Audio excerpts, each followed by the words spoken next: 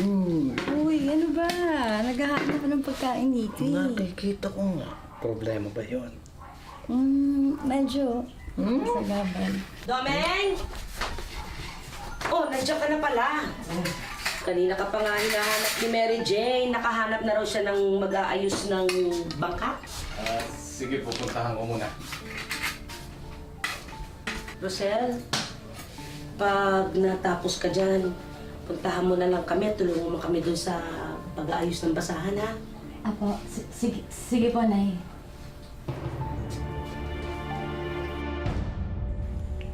Ika nga nila, ang lahat daw ng sobra, masama. Totoo ito para kay Nene na sa sobrang kabutihang loob at pagkamatiisin, naabuso na raw ng iba. Likas ba siyang martir o may hangganan din ang kabaitan niya? Magandang hapon po mga kapuso. Ako po si Vicky Morales at ito ang Wish Ko Lang. Ano ka ba naman, Joseph? Para kang babae kong humila. Ito ba namang edad kong ito? Ako pa ang pinapahirapan mo. Opo, Tay. Ilang beses ko bang sasabihin sa iyo, hindi kita anak. Kaya huwag mo akong tatawaging tatay, ha? Domeng, ano ka ba? Di ka naman inaano ng bata, sinasaktan mo. Ano, bata?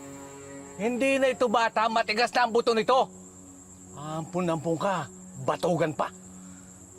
Nak, umuwi ka na lang para hindi ka na Hoy! masaktan. Hoy! Saan ka pupunta? Ha?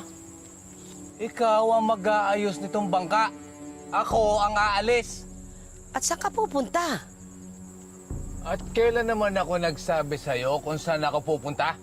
Mag-usap nga kayong tong ampun mo. Parehas kayong mahirap kausap. Alam niyo na po kung saan pupunta. Nakabenta na kami, kaya... Nay, sabi po ni Ate Jen, mayaman daw po tayo dati. Hindi naman mayaman. Nakakaginhawa lang. Kasi noon may trabaho ako sa pabrika. Tapos malakas ang kita ng tatay niyo sa pangingisda. Di ba po may malaking bangka tayo na ni Nay? Naibenta na. Kasi nabaon tayo sa utang. Ang totoo niyan, ang tatay lang nabaon sa utang. Nadamay lang tayo. Hello po, Nay. Oh, bakit ngayon ka lang? Nagabi ka na. Nay, meron po kasi ako nakasalubong sa daan eh.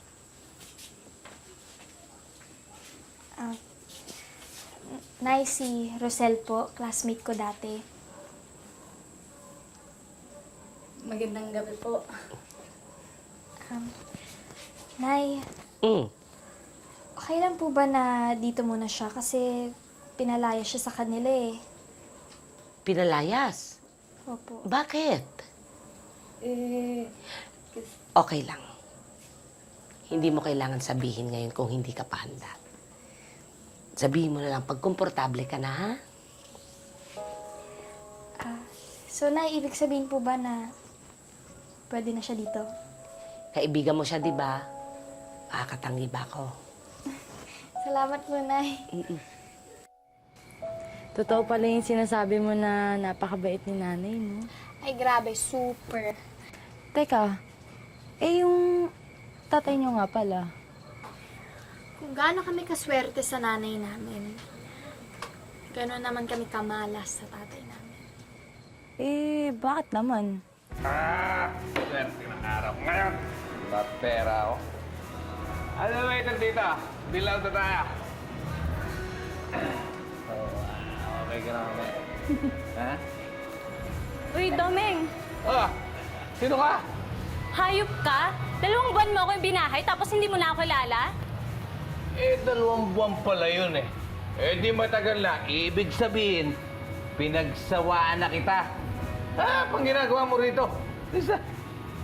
Hayop ka? Walang niya ka talaga? Ha? Hayop ka? Niya ka?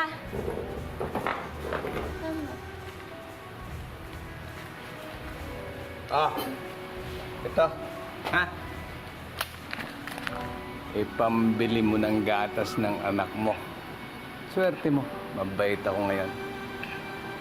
Pero pag nagpakita ka sa akin muli, alaman mo na kung paano ako magalit.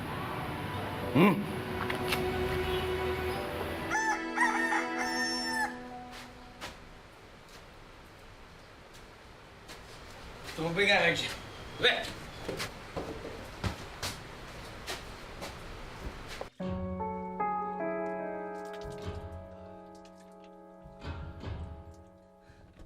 Bastos! Bastos!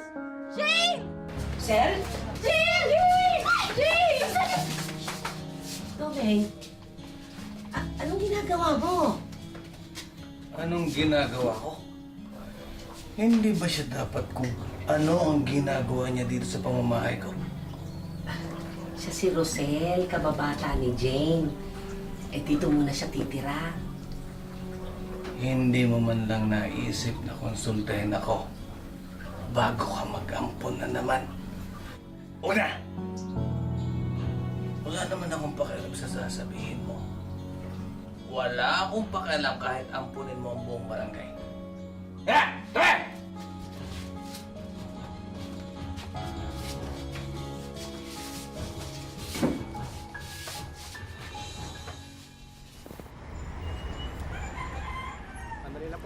Salamat. Nay, Oh, nasaan si Rosel? Sabi niya daw kasi masama daw yung pakiramdam niya. Kaya yun, iniwan na lang po namin. Ha? Eto Mary Jane. Ito yung pambayad natin. Diyan sa mga telang yan. May darating pa. Hintayin nyo yung pipirma daw ng resibo, Kulang pa tong mga ito. Pagkatapos ito, iuwi nyo na.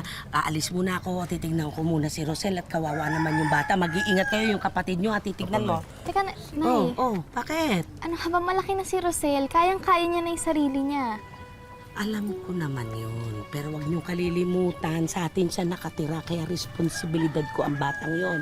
Titignan ko muna siya. Sige na, kaya nyo na ito. sige po, Nay. Yung mga kapatid nyo, ha? Rosel? Rosel? Rosel, nak? Masama...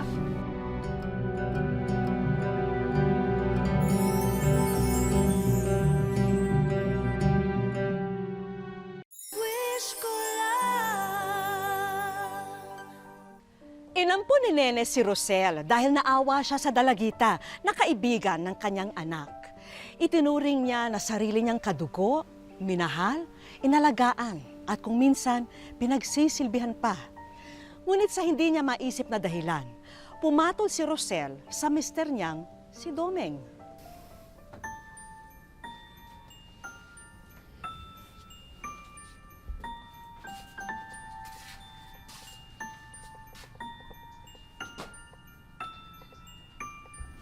Kahit kailan, istorbo ka talaga.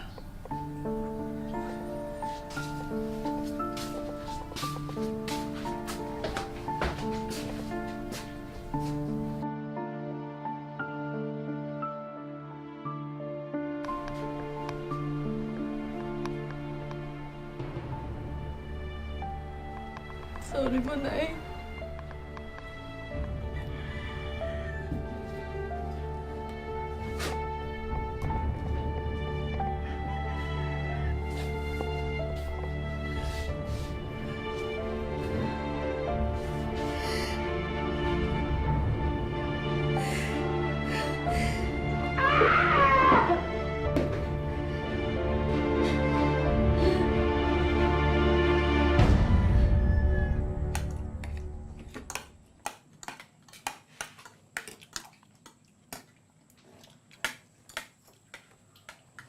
Rosel, okay ka lang ba?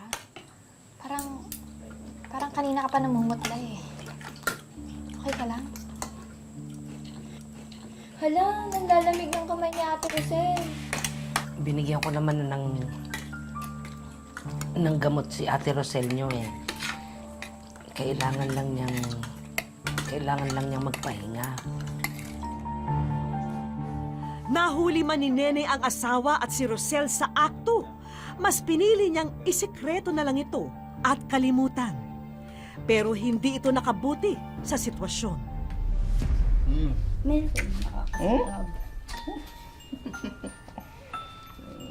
Domeng! nandiyan ka na pala. Kanina ka pa nga hinahanap ni Mary Jane. Nakahanap na raw siya ng mag-aayos ng bangka. Sige, pupuntahan ko muna.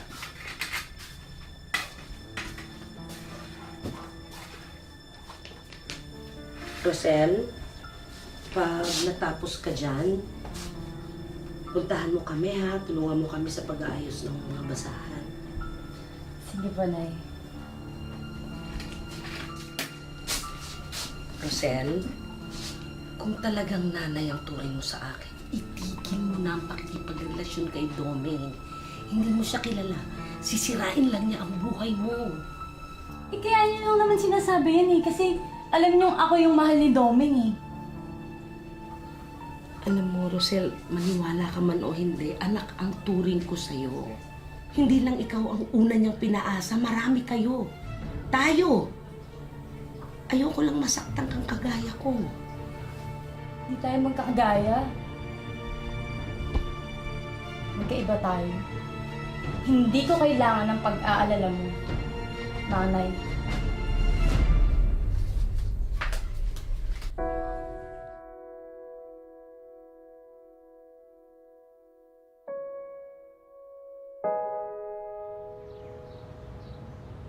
Nak, may nabanggit ba sa'yo si Rosel kung bakit siya pinalaya sa kanila? Wala po, Nay eh. Naihiya po kasi siya magkwento. Bakit niyo po natanong? Naisip ko lang yun kasi baka nag-aalala na yung pamilya niya. Tsaka baka hinahanap na nila siya. Ang alam ko po kasi, Nay, pinalayas po siya. So, bakit naman po mag-aalala yung mga magulang niya? Ate naman, kung si nanay nga nag-aalala para kay Ate Rosel eh. Paano pintuin niyang pamilya? Nak, gusto ko lang naman kasi sanang ipaalam na nasa mabuti naman siyang kalagayan. Sige po, Nay. Aalamin ko na lang po kung saan yung bahay nila, ha?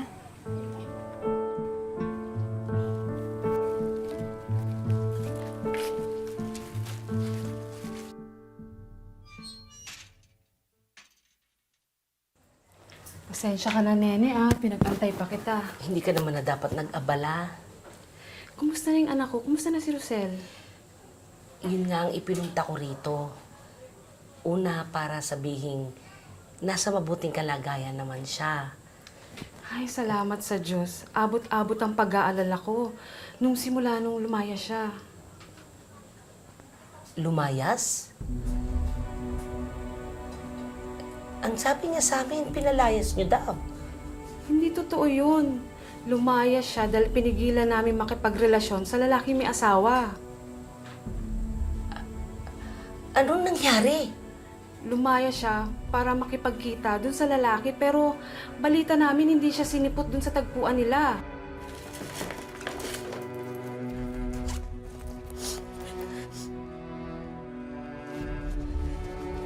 Yung pera nating pampuhunan. Nawawala yung pera nating pampuhunan.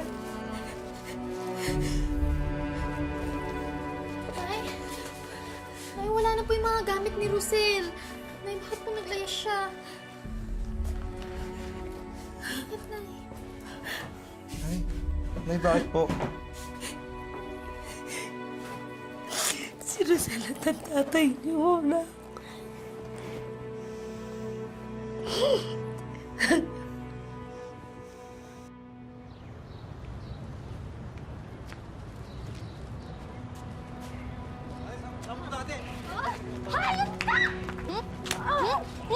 Teka lang! Bakit? Alam di mo! Walang yan! Nasisihin pamilya namin sa atin! Tama na, sabi ate! Hayop na! Pumatay ka na!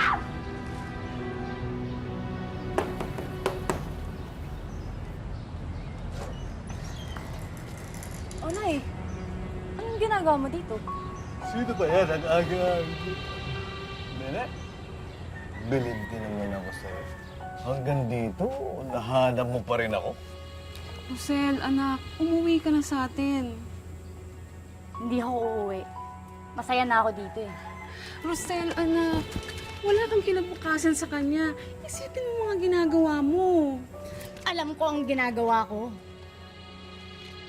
Pinaghiwalay mo kami ng boyfriend ko dati, tapos ngayon hindi na ako papayag nang maghiwalay kami ni Doming.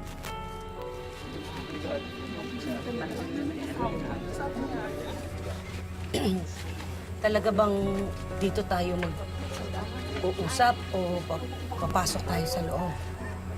Ano pa ba naman ang dapat pag-usapan? Umalis na lang kayo para walang gulo. Okay? Pag hindi kayo naghiwalay, ididimanda ko kayo ng adultery. Eh mas gugustuhin ko pang makita kayong nakukulong kesa magsama kayong dalawa. Matapang ka na ngayon, ha? Eh di sige, panalo ka. Oh, ayoko na sa'yo, sumama ka na lang sa nanay mo. Nagbibiro ka lang, di ba? Hindi, seryoso ako. Iiwan na naman talaga kita. Nagsasawa na ako sa'yo. Napabilis lang dahil dito. Kaya, sumama ka na dyan. Walang hiya kang kapal ng mukha mo, ha? Binigay ko sa'yo lahat! Tapos ginawa mo ako ganito! Yun na nga eh. Binigay mo na sa akin lahat. Wala na! Kaya dyan ka na lang. Sumama ka na. Ayoko na sa'yo. Ha? Okay.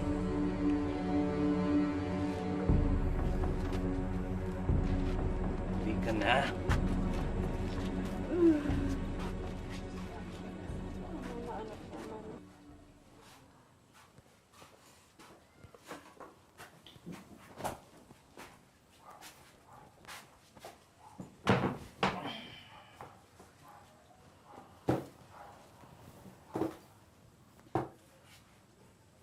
Timplay niyo nga ang kape.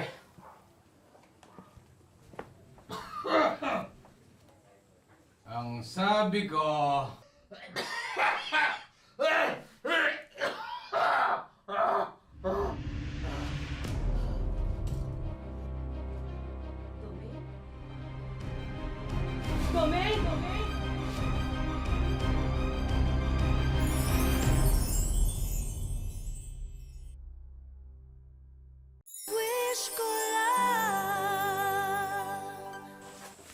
Na-ospital si Domeng at doon nila nabatid na may sakit pala siya sa baga at sa puso.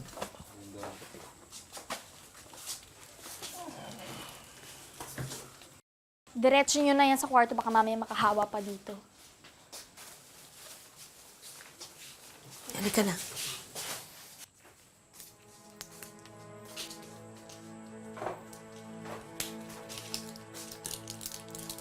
Anak, salamat ha.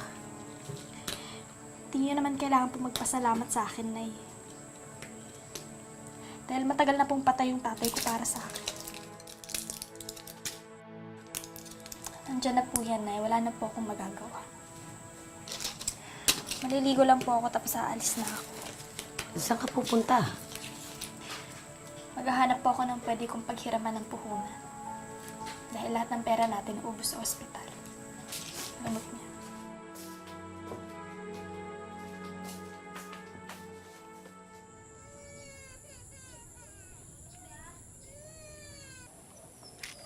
Domeng? Domeng, oras na para uminom ka ng gamot. Oh, kunin mo. Isa lang ha. Sige na. Maganda daw sa taong may sakit sa baga ang hangin ng dagat. Kaya nga kita dinala dito eh.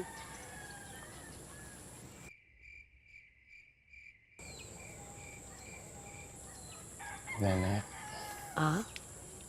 bakit mo ginagawa ito? Dahil may sakit ka. Hindi. Bakit mo ito ginagawa? Bakit mo ako pinagtitiyagaan? Bakit mabait ka pa rin sa akin kahit na puro kasama ng ginawa ko sa'yo, sa mga anak natin? Sana pinabayaan mo na lang akong mamatay. Yan naman ang ng bagay sa mga walang kwentang taong tulad ko. Doming, hanggang ngayon ba hindi mo pa rin alam ang sagot sa katanungan mo? Dahil asawa kita. Dahil mahal pa rin kita.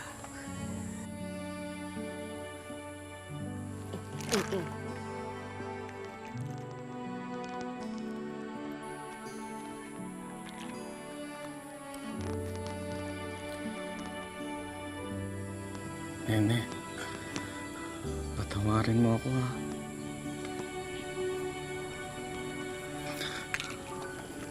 Patawad.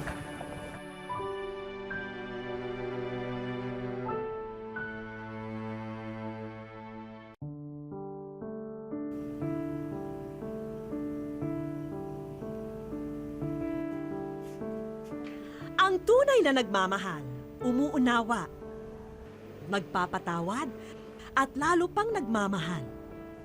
Napatunayan ito ni Nene sa nagdaang kabanata ng kanyang buhay may asawa. Mahabang pisi ng pasensya ang kanyang naging sandata upang magdugtungan pa ang pagsasama nila ng mister na si Doming. Magulo po ang isip, tapos hindi ka makatulog, iniisip mo lahat ng ano. Namayat nga po ako ng husto noon dahil nga po sa kaiisip na ganun, na bakit niya nagawa sa akin. Aminado si Doming sa kanyang ilang beses na pangangaliwa noon at kanya naman itong pinagsisisihan ngayon. Ako po, pinagsisihan ko na po yun. Katulad nga po, nangyari sa akin ng ganito, parang karma na yung mo sa akin eh. Pebrero ng taong ito nang malugbok si Doming sa sakit sa baga at bato.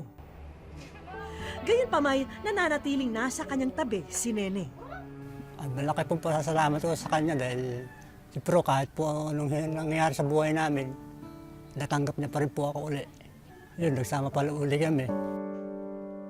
Kasabay ng pagkakasakit ni Doming ay ang labis na paghihirap at sakripisyo ngayon ni Nene. Maliban sa konting tulong ng mga anak, tanging sa kita sa paggawa ng basahan sila umaasa para may maipantustos sa mga araw-araw na gastusin. Nakaka-anim lang po ako sa maghapon. Ay magkano lang po yun? 20, di 120 lang. Saksi si Jeneline sa lahat ng kabiguan, paghihirap at pagsisikap ng inang si Nene. Naawa po kasi ang dami niya pong pinagdaanan para po hindi kami masira. At bilang isang anak, hangad din niyang mapaligaya ang mga minamahal na magulang. Kaya ipinaabot niya sa aming programa ang kwento ni Nene, ang kanyang dakilang ina.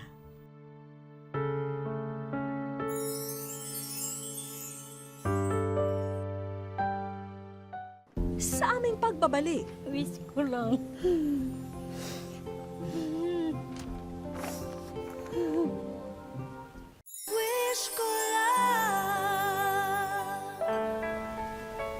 kinabukasan, muli naming binalikan ang mag-asawang Nene at Doming. At gaya ng nakagawian, abala si Nene sa pagsalansan ng nagawang mga doormat. Hanggang sa mapansin niya ang isang sulat. Nene, bilang isang asawa at ina, hindi matatawaran ang iyong sakripisyo mula noon hanggang ngayon. Humahanga po kami sa iyong kadakilaan. At sa muling pagbuklat ni Nene ng basahan, ikaw ay nasa wish ko lang.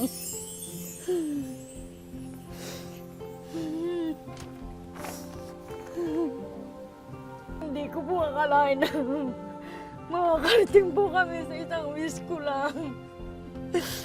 Hindi ko pinaasahan. Dito po sa sulat ko, mapapasaya ko po sila tsaka matutunan.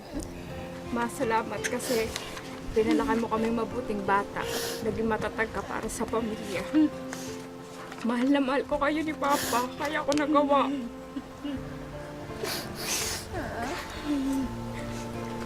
Kaya ako sumulat sa wish ko lang. isa raw sa nirereklamo ni Nene ang lumalabo niyang mata. Kaya dinala namin siya sa kaibigang espesyalista sa mata sa Balanga. Kailangan talaga ni Inang ang salamin para makapanahi. Hindi na nga daw siya makapanahi, sabi niya. Kaya bibigyan natin siya ng double vision. Pwede niyang gamitin pang araw-araw, pwede niyang gamitin pang basa, pang tahi, mas makakaginhawa siya. Kaya makakapag-trabaho na po ang bahay. Binigyan din namin ng konting bonding moment ang mag-asawa. Matagal-tagal na raw kasing hindi sila nakakapamasyal at nakakakain man lang sa labas. Habang sa kanilang bahay, abala naman ang ilan naming kaibigan sa pag-asikaso ng susunod na sorpresa. Sa pag-uwi ng mag-asawa, tila napaaga ang Pasko sa kanilang tahanan. Ay, ba't marami ng resibo yun? Diyos ko. Sa tanang buhay niya, ngayon lamang daw niya naranasang mabigyan ng ganitong karaming regalo. Salamat po. Maraming salamat po.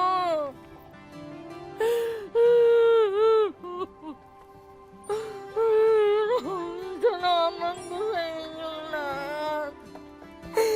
Lalong-lalo. Alis po.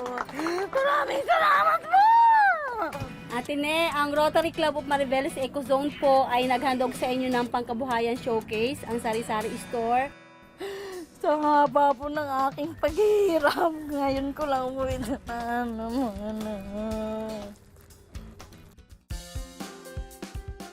Bukod pa sa pagbabasahan, balita naming kayang-kaya raw ni Nene na manahi, kaya may iiwan din kaming sewing machine at sandamakmak na sewing supplies. Ang dami po nito ah. Kasama na rin ang libreng skills training mula sa isa pa naming kaibigan. So, maraming salamat. Malaking tulong po sa amin. Para sa aming pamilya. May iniabot din kaming tulong medikal para kay Doming. Salamat po, ma. Ay, tuwang-tuwa po ako sa ganak talaga po. Wala na po ako masabi talaga. Tuwang-tuwa po ako. Baka nga po hindi ako makatulog mamayang gabi eh. Nag-uumapaw ang saya at pasasalamat ni Nene sa biyayang dumating sa kanyang pamilya. Sa kwentong ito, hindi mali ang umibig ng buong puso at hindi rin masama kapag tumulong sa mga nangangailangan. At lalong hindi kailanman kasalanan ang magpatawad kahit sa mga pinakamabibigat na pagkakamali. Hanggang sa susunod na Sabado mga kapuso, ako po si Vicky Morales at ito ang Wish Ko Lang. Huwag kang susuko